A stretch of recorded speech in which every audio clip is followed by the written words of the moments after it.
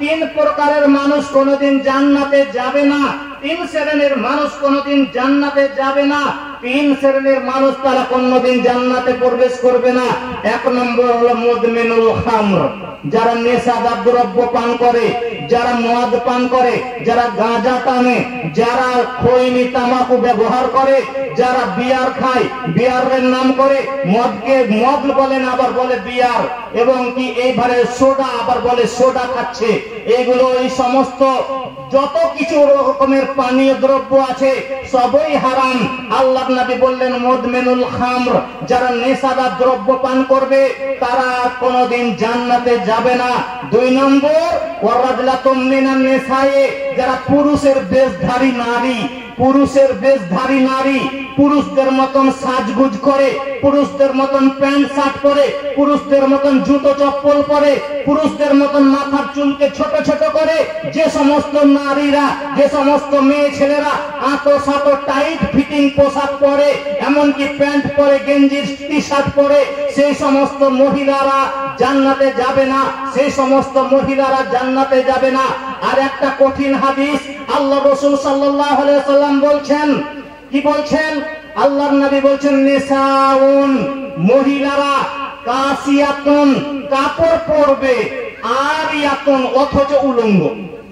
বলেন তো এবার আপনি, মহিলারা কাপড় পরবে অথচ উলঙ্গ, নবীজি বলছেন। মায়েলাতুন, এবং তারা নিজেদের দিকে আকৃষ্ট করবে পুরুষদেরকে, এমন পোশাক পরবে, এমন সাজগোজ করে, এমন টাইট ফিট, শরীরের উঁচু থেকে নিচু, উঁচু নিচু সব বোঝা যাবে, পাতলা থেকে মোটা সবই বোঝা যাবে, চুস পায়জামা পরবে, নিচের দিক থেকে শুরু হতে হতে উপর দিকে মোটা রান হয়ে আছে, সবই স্পষ্ট বোঝা যাবে। আল্লাহর নবী বলছেন যে ওয়া মায়েলাতুন, তারা পুরুষদেরকে নিজেদের দিকে আকৃষ্ট করবে, এই রকমের পোশাক পরবে। ও মামেলাতুন, এবং নিজেরাও আকৃষ্ট হবে, নিজেরাও আকৃষ্ট হবে। কেমন? আপনার মেয়ে খালেদা, আপনি বলছেন মা এক গ্লাস পানি দাও তো, দিল, ঠিক আছে। মা তুমি এক কাপ চা করে আনো তো, দিল, ঠিক আছে।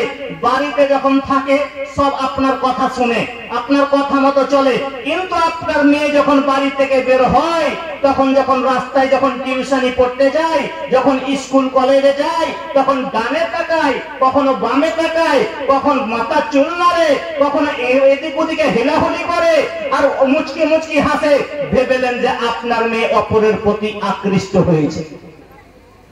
ফলাফল লা ইয়াদখুলুনাল জান্নাতা, তারা জান্নাতে তো যাবে না, যাবেই না, তারা জান্নাতে তো যাবে না, যাবেই না। ওয়ালা ইয়াজিদান্না রিহাহা ওয়া আন্না রিহাহা লা ইউজাদু মিন মাসিরাতি কাযা ওয়া কাযা, এমনকি তাদের জান্নাতের খুশবু পর্যন্ত পাবে না। অথচ হাদিস শরীফের মধ্যে এসেছে জান্নাতের খুশবু বহু বহু বছর দূর রাস্তা থেকে পাওয়া যাবে, বহু বছরের রাস্তার দূরত্ব থেকে জান্নাতের খুশবু পাওয়া যাবে, কিন্তু ওই সমস্ত মহিলারা পাবে না যারা এই রকমের পোশাক পরিধান করে। সম্মানিত উপস্থিতি, সম্মানিত মা ও বোন, আজকের এই ইসলামপুরের যুব শক্তি যে পরিচালনায় জলসা দিয়েছে, জলসা শুধু শোনা নয়, আজকে এইখান থেকে নিয়ত করে উঠতে হবে। মা ও বোন, তোমাকে ঢিলা ঢালা পোশাক পরতে হবে, যে পোশাক পরে শরীরের আকৃতি বোঝা যায়, যে পোশাক পরে শরীরের আকৃতি উঁচু নিচু অনুভব করা যায়, সে পোশাক একেবারে হারাম, এবং তাদের জন্য জান্নাতও হারাম। আল্লাহর নবী বলছেন যে নেশাদার দ্রব্য পানকারী জান্নাতে যাবে না, ও রাজলাতুম মিনান নিসায়ে, পুরুষের বেশধারী নারী জান্নাতে যাবে না।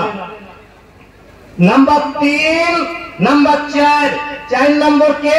আদ-দায়ুস, আদ-দায়ুসুল্লাযী ইয়াকিরু ফি আহলিল খাবাস, যার বাড়ি থেকে বেহায়াই বের হয়, যার বাড়ি থেকে বেহায়াইর সুযোগ হয়।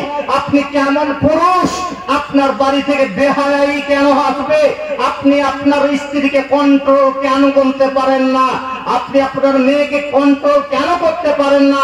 আপনার মেয়েটা ক্লাস 10-এ পড়ে, ওড়নাটা বুকে দেয় না, উলঙ্গ হয়ে রাস্তায় চলাচল করে। আপনি কেমন পুরুষ? আপনি নিজেকে পুরুষত্বের পরিচয় দেন, আপনি দায়ুসের খাতাতে নাম লেখায়েন না। আপনার বাড়ি থেকে বেহায়ার প্রকাশ কেন পাবে? আপনি যে মুসলিম, অতএব আপনার বাড়ি থেকে দায়ুসের পরিচয় কেন থাকবে? নিজেকে পুরুষ মনে করুন। নিজের স্ত্রীর পাপ আপনাকে নিজে বন্ধ করতে হবে। আপনি যে দিন থেকে বিবাহ করে নিয়েছেন আপনার স্ত্রীকে, যেই দিন থেকে বিবাহ করে নিয়ে এসেছেন আপনার স্ত্রীকে, সেই দিন থেকে মরা পর্যন্ত যত পাপ করবে, আপনি যদি নিজে না ঠেকান আপনাকে পাপের ভাগীদার হতে হবে। অতএব নিজেকে পুরুষ বলে মনে করুন, নিজের দায়িত্ব পালন করার জন্য প্রাণপণে চেষ্টা করুন, দায়ুস থেকে হেফাজত হন। এরপরে চলে আসুন পরে 5 নম্বর, 6 নম্বর, 7 নম্বর তিনটা লোকের বর্ণনা করছি।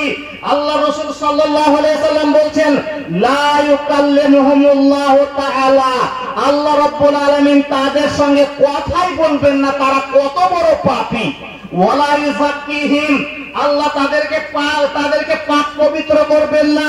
ওয়ালা ইয়ানজুরু ইলাইহিম, আল্লাহ তাদের দিকে তাকিয়ে দেখবেন না।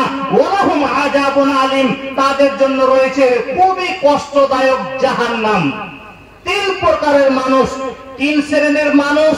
এই হাদিসে 3 শ্রেণীর মানুষ আছে যাদের সঙ্গে আল্লাহ তাআলা কথা বলবেন না, যাদেরকে আল্লাহ তাআলা পাক করবেন না, আল্লাহ তাআলা যাদের দিকে তাকিয়ে দেখবেন না, তাদের জন্য রয়েছে নির্দিষ্ট রূপে জাহান্নাম।